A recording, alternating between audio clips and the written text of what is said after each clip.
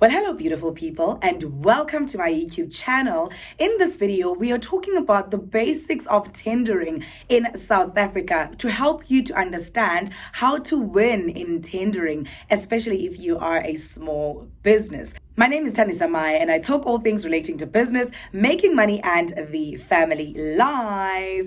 Welcome once again to another beautiful encounter with me, where we're going to be now looking and diving deep into the tendering process. But before I actually get into it, I want to say thank you so much to our continued subscribers who keep on showing up every single week and showing us the support. The channel is growing, and I'm so grateful. I am so excited. Thank you so much for supporting us. And if you're here for the very first time, let me tell you this. Thank you so much for coming through, but this is the place that you want to be if you want to start and grow your business, if you want to succeed in the business that you're running, or even in bringing that idea into actually full realization. This is the place to be. Please do me this favor and switch on the notification bell so that you're kept abreast of when we put out new content. Also, consider subscribing to our channel. Now, you know what, ne? I think I'm hitting that point in so many different areas and spaces in my life where I'm being tested.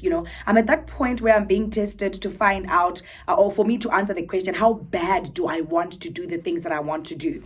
Because, for an example, I love shooting these YouTube videos and I enjoy it because it gives me so much satisfaction when there's even one person who says, "Thank you so much, Thandi. I got value. I learned something. I was able to do this. I was able to do that because of you. My business has moved to another level."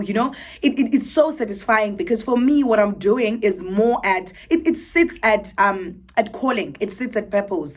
I am supposed to be helping the business ecosystem. And when I do things like, giving out content that is actually helpful, it really answers my call, and it's so satisfying.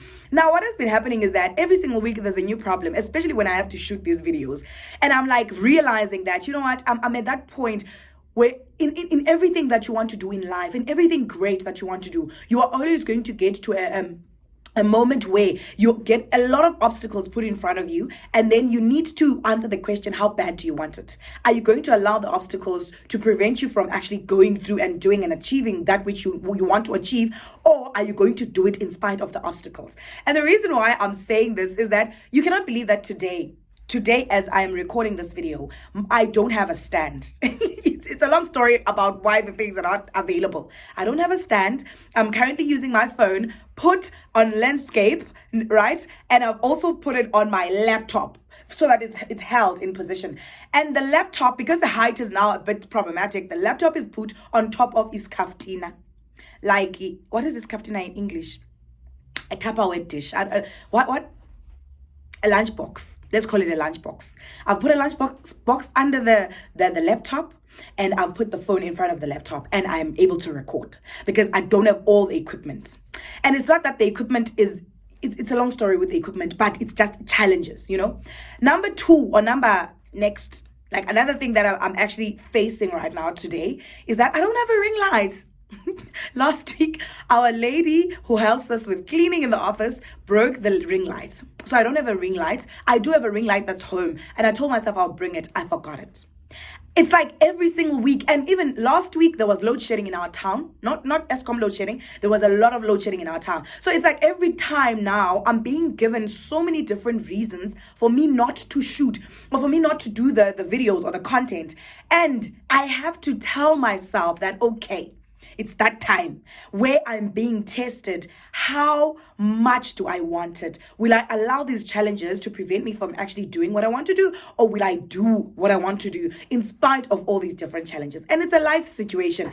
Most of the difference between those who succeed and those who fail in life in general, and in so many things that we go for in life, is those who say, when this moment comes, who say, I'm just going to leave it. Like, why should I even force myself? Okay, I don't have this, I don't have that. Like, let me just leave it. And those who succeed will say, you know what? I'm going to make do with what I have, but I'm going to achieve the goal. Okay? So, welcome to my YouTube video where we're talking about tendering. But I thought, let me give you a bit of insight into that space as well. Now, let's talk about tendering. You know what, the reason why I've decided to do this video is that on my TikTok platform, a lot of my followers have been asking me to, Tandy, please come and help us in the tendering space. Ne? I am not an expert in this space, but I have a lot of information. I know I've been, I've engaged with the processes of tendering. I've also done my own tenders. Some of them have been successful. Some of them not successful. I've helped other businesses with the process that have asked me on the side, but it's not my main focus, right? It's not my main focus at all. As a result, I think I'm going to invite a tender expert. I've got someone in mind. I'm going to reach out to them to actually request that they come on board and they help us as we navigate this process of tendering and unpacking it and actually giving you the information that you need if you want to participate in this process, right? The very first thing that I want to talk about is the fact that I do not support anyone who looks at tendering as some form of get-rich-quick scheme, or as something that will make you healthy in a twinkle of an eye, or as something that says you don't have to work, you don't have to run a business, you just need to, your work is just tendering. And I just don't support that. It's not sustainable, it's not viable, it's not true. And I don't see any success from that. If there is, it's 0.00001%. So we can't even discuss it. I want you as a small business or as a business that's watching this video to understand this. You need to run a functional business first, right? A functional business first that is able to operate, then that is able to be sustainable, that is able to function, that is able to make money, that has sales, that has customers, that raises revenue with or without tenders. And then when you look at the tendering aspect of the business, it's a tool that you can be able to make use of to unlock additional revenue into the business. But I do not want dependency. I want my position to be very clear. I do not want any business that is going to be dependent on the tendering process, because guess what? If you're running a business, you need to also focus on things that you can control, and not focus your energy on things and areas of the business that you cannot control. The tendering process is an external component, element into anyone's business. You cannot control it. But if you focus on things that you can control in terms of how do I provide good quality services and products to a certain target audience or target customers in a consistent manner and in a structured methodology, I will be able to know that I can get returns, I can get money, I can have sales, I can have revenue in my business, I can have cash flow. And that means I am running a sustainable and a successful business. When tenders come, my business must not die. Yes, I think that's the best way I can put it. That's my position. When tenders don't come, I do not want you to have a heart attack. I do not want you to be fainting now all over the place because tenders are not coming.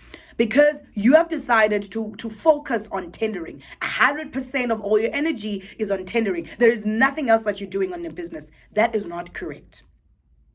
That is not correct, right? Now I'm going to start by giving a background into, what tendering is all about, right? Let's start by talking about what is tendering.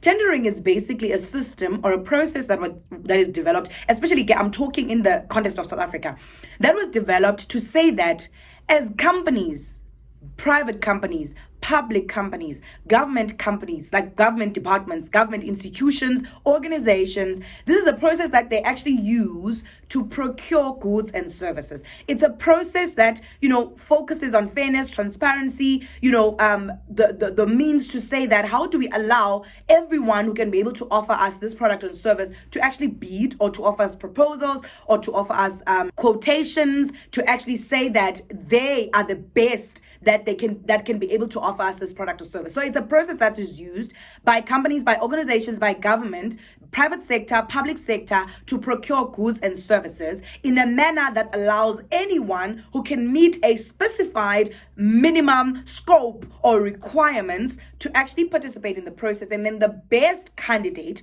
the best person who comes out top, having met the specific criteria, is the one that's chosen to then at the end of the day provide those services and products. Someone else might ask the question, but why is it important? I think one of the most critical areas that we need to keep in mind in terms of importance of the tendering system that exists in our country, it offers a lot of businesses, especially smaller players, but even bigger players, an opportunity to access different contracts that they would ordinarily not be able to access, right? And also, it promotes innovation, it promotes growth, it promotes competition, a lot of competition, because sometimes you'll find that there are companies that are always the ones chosen to do certain works, which completely excludes everyone else. But if you use the tendering process, then you can say, let's bid, let's compete, let us compare who can do this thing better. And there are certain principles that are integrated into the tendering system that actually allow for even smaller players in the game, like smaller players in the industries, in the different, let's say in the business ecosystem, to actually participate fully. Like, there are benefits that a smaller company would get that maybe a bigger company would not get. So there's fairness and a lot of transparency that is integrated into the right way of doing the tendering system. Now, the tendering system in South Africa is actually governed by specific laws, by specific pieces of legislation, by specific policies. Obviously, the leader and the champion and the category in South Africa that actually has the most opportunities when it comes to tendering is government. Government has actually seen that the tendering space or the tendering system in South Africa can be able to help the government in ensuring that they advance their own internal mandate and policies and principles and goals of trying to stimulate the economy, of trying to increase employment opportunities, of trying to ensure that those who were previously disadvantaged and not participating fully in the market are given more opportunities, right? So the government of South Africa prioritizes that when they want to procure anything, when they want to make use of services or goods, they will use based on certain thresholds and based on certain policies that they make use of the tendering process and the tendering system, right? There are many different policies that I could mention in this space, like for instance, the Municipal Finance Management Act, the Public Finance Management Act, BBE, Supply Chain Management Guidelines, the Preferential Procurement Policy Framework. These are just some of the policies that are very much important within the tendering system of South Africa that guide how it is supposed to be done. There are so many of them that I could mention, but I'm not going to mention them. But I'm not going to mention all of them. But those are some of the ones that really, really influence the tendering process, the tendering system in South Africa. Some of the key principles within the tendering system are things like fairness, transparency, competitiveness, cost effectiveness. When the tendering system is done well, it needs to at least reflect some or all of these areas. The process should be fair, the process should be transparent, the process should also look at issues of cost effectiveness, the process should also look at things like competitiveness, right? Now, we need to also understand that tenders are not the same in this country, right? The types of tenders, there are many, many different types of tenders. I'm just going to mention 4 right now, just to give you an idea that tenders are not the same. And if you don't understand that they are different and there are many different reasons for why there's not only one type of tender, you're going to be able to see whether or not this process and this system can be able to help your company. Can it fit with your company? Do you think you can add it as an additional, revenue stream in your business? Is it going to be practical? All right. So the first type of tender that I want to talk about is the open tender, open or public tender. These ones are mostly used by government. It's where they invite like everyone to bid. Like anyone can literally bid on these tenders. Like if you feel that you can meet the minimum requirements and everything that is required on the scope of the tender, you can be able to meet it, you can bid, right? There's also closed or restricted tenders. These ones are when specific, companies or businesses are approached to actually tender for a specific provision of, certain work or goods or services, etc. This one means that certain people can actually be restricted. Like there are certain businesses that can be restricted in this type of a tender, right? The third one is single source or direct procurement kind of tenders. Here, only one person is actually approached and they're told, please follow this tender and bid, submit what you would do for us in this kind of a tender, for us to receive this kind of a service, this kind of a product, this kind of a support, this kind of a works, etc., etc. This one is mostly done because there are companies that specialize in a certain area. It's like for highly specialized fields, and it's like when you know that there's no other business sometimes that can offer this as good as this one. Maybe you'd need to outsource to outside the country and things like that. So that is when you use like a single source kind of a tender. The next one is a request for quotation or a request for proposal. This is more when there is very, very well designed scope, and most of the time they are used for like smaller projects. So there are many different types of e-tenders. They are not the same. They are very much varied, and you need to actually look at your business and see which ones would make more sense to you, okay? And which ones would you be able to approach, and which ones would you be most successful when you actually, follow through and submit. Now, before I wrap this video up, I want to talk about some steps that you need to follow. Now, remember, this video is very basic. I'm probably going to be coming back with additional videos that are more defined and diving deep into specific areas. And if you want me to do that, please tell me in the comment section what areas you want me to focus on so that I'm able to, respond to your specific requirements. If there's specific areas in the tendering process, in the tendering system, or challenges or questions that you have, drop them in the comments section, and I'm going to try and create answering videos that are going to support those areas. Now, I want to just talk about a few steps that you need to keep in mind at a very basic level that are going to help you to succeed in this process. Step number one, you need to identify the opportunities, all right? You need to be in the habit of finding out where tenders are, okay? Company websites are very, very important. Portals for tenders are very much important, that you keep checking every single time. You're always on the lookout for where opportunities are, because you cannot tender where you cannot see that there is a call that has been put out as an opportunity to say that companies who can be able to meet the criteria that's specified in that tender can come through and bid. Number two, you need to prepare documentation. It's so funny that I always talk about compliance. If you are not willing to ensure that you prepare documents, there's a lot of documents that are prepared in the tendering process. It's all about papers. It's papers, papers, papers. It's papers, papers, papers. If you hate papers, you're not going to win in the tendering system. Prepare documents, and the starting point is compliance. Compliance.